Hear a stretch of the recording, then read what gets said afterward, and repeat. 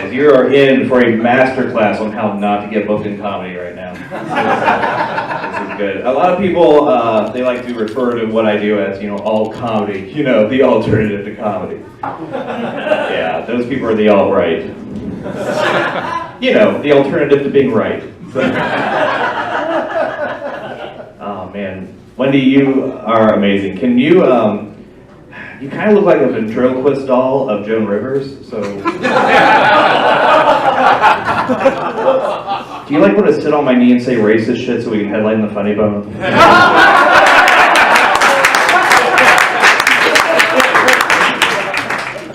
I think that's where the money's at. I am a single father, so I will be telling a lot of dad jokes tonight. Yeah, I think they're called dad jokes because anybody can make one and you don't have to be good at it. Kind of like being a dad, right? Kind of like being a dad, right? I'm kidding. Kind of like being a dad. Right? I'm kidding, my dad's still alive for the rest of my set. No, I am a father. I have a beautiful brown rabbit named Ted Bunny. That's his name. It's so cute. I love him so much. He's adorable. I love him, and I know he loves me because that's how Stockholm Syndrome works.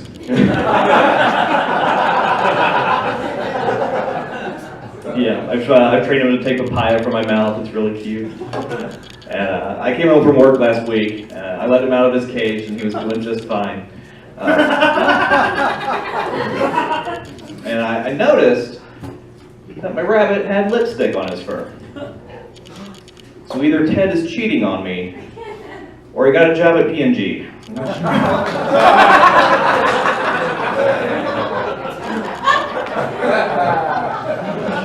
Not sure how that works, really. There's one time I got an owl to babysit Ted. That was a real hootenanny.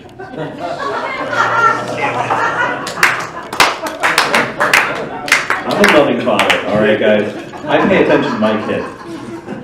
I know he hates jazz, but he loves hip-hop.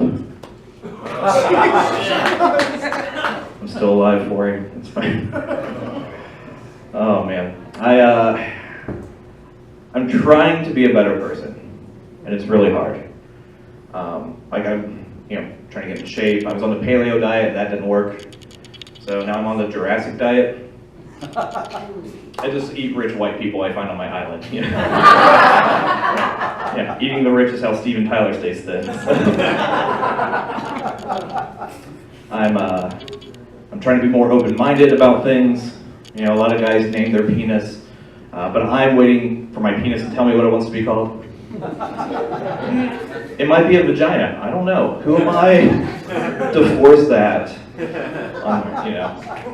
I'm learning to be a feminist too.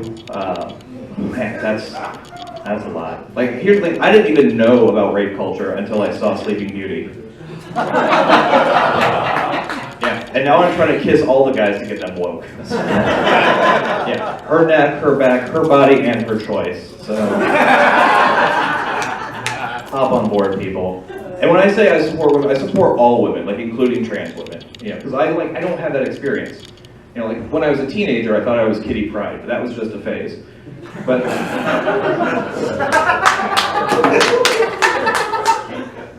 deep nerd cuts. But yeah, like I don't have those experiences, so I can't judge anyone for it. Like I was doing a show, and someone in the audience told me she was a woman, and I believed her. Because I watched her get drunk, interrupt a comedy show, and make it all about her. It wasn't her birthday, she wasn't even getting married tomorrow, she was just a cunt.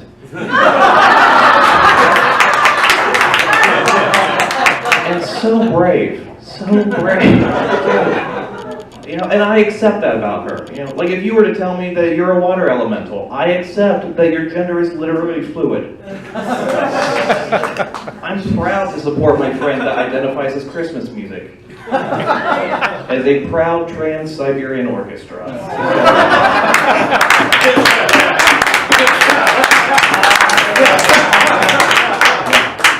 Tonight Tonight we bathe in Republican tears.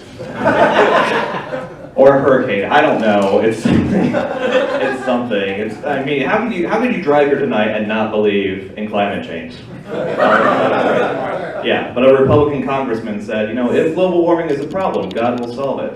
Check out the hook while the DJ revolves it.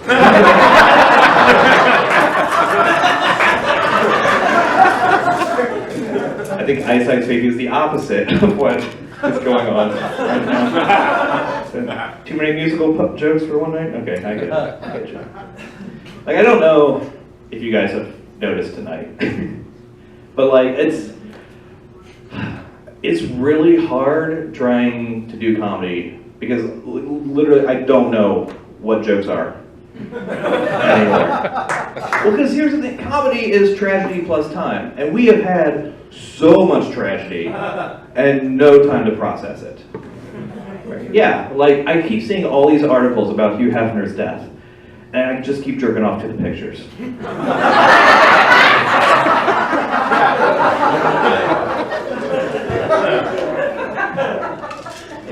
Like, the Domino's in my neighborhood closed down, and now I'm afraid that every other Domino's will follow suit.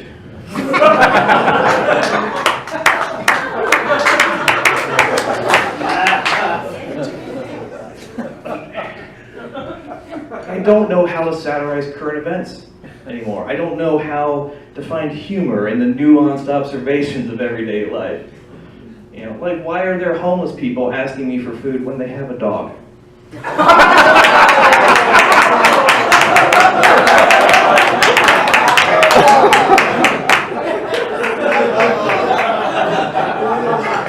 They can't be that hungry. If we spend billions of dollars on the military every year, why are there vets asking me for change? Yeah, you guys are mad at the wrong part of that. Wendy's ghost peppers aren't even real ghost peppers. It's just Old Man Jenkins in the pepper costume.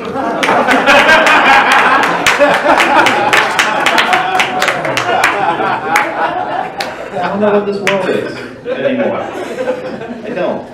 And I'm tired of people saying, well, this should be a great time for comedy, right? It should be rife. No. The reality of President Trump is a fucking joke itself. The only African American in his cabinet is the head of urban development. Fucking racist. He's terrified of terrorist refugees coming into the country. But you can go to the pet store and get a Syrian hamster. Do you know how those get smuggled into the country?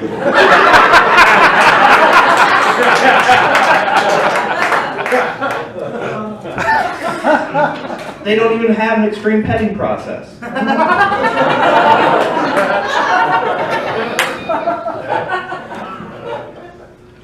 Trying to take back this country? Why? Because the Muppets took Manhattan? Like, I don't understand what's going on. The whole world's a fucking joke anymore. It's like we're a divided country, and it looks like the only thing that's going to bring us together are labor camps.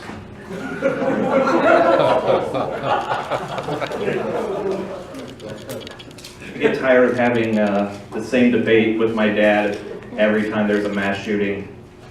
He's always like, those people wouldn't have got shot if they had guns. The only way to stop a bad guy with a gun is a good guy with a gun. Because guns don't gun guns, guns gun guns.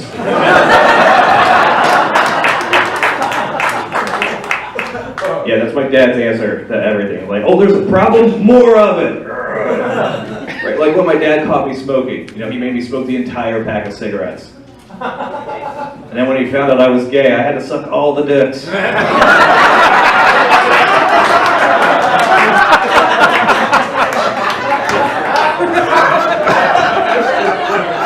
I learned it by watching you.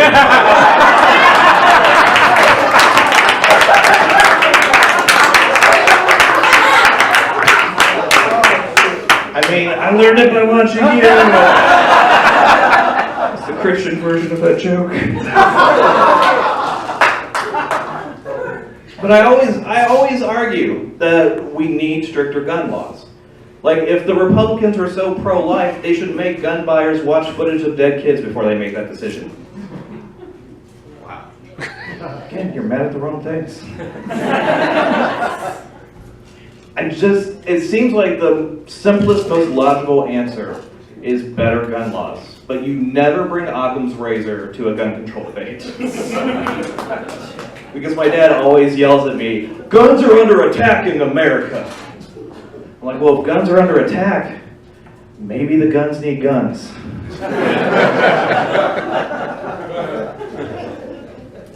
Words are more powerful than guns.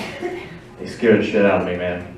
If you don't believe me, let's put on the cha-cha slide. I can get everyone to do anything as long as there's a nice beat to it. Right? We'll just slide to the left, slide to the right. Everybody stab your friends. Cha-cha, real slow.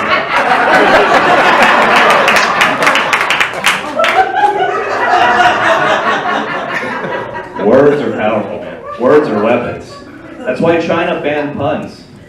No, this is true. China has banned puns. And if you've been paying attention, you know that I'm a homonymphomaniac. So I got on Twitter. I took to my own form of internet activism, or inactivism, as I like to call it. And I tweeted at China that their air is so polluted that their once white clouds are now Beijing. Guess who's not going to China anymore? I am a wanton criminal. So no, free speech is under attack. I guess, I don't know. I think that's what they're yelling underneath their bed sheets. All I know is that the people that tell me that if I don't love America, I should leave it, are really upset about their statues of guys who didn't love America and tried to leave it.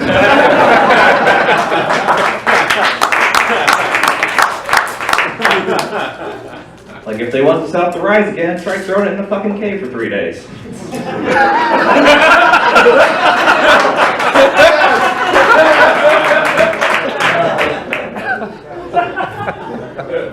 Now you're mad at the right parts. No, the thing they're mad at now is football, right? And they're mad at the wrong thing, because they're mad that some people are being unpatriotic. Well, you can go to the store right now and buy American flag underwear. And depending on who's wearing it, I may stand or I may kneel.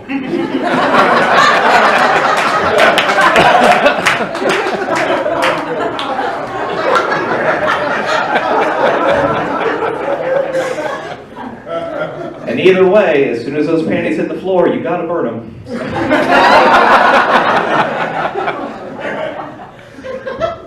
And of all the shit that's happened in the NFL, the national anthem is where they draw the line, right? Like, fucking, I'm tired of hearing about Tom Brady's deflated balls. And that's fine, right? Like, I feel like Tom Brady could stab his wife and steal his own memorabilia and get away with it at this point.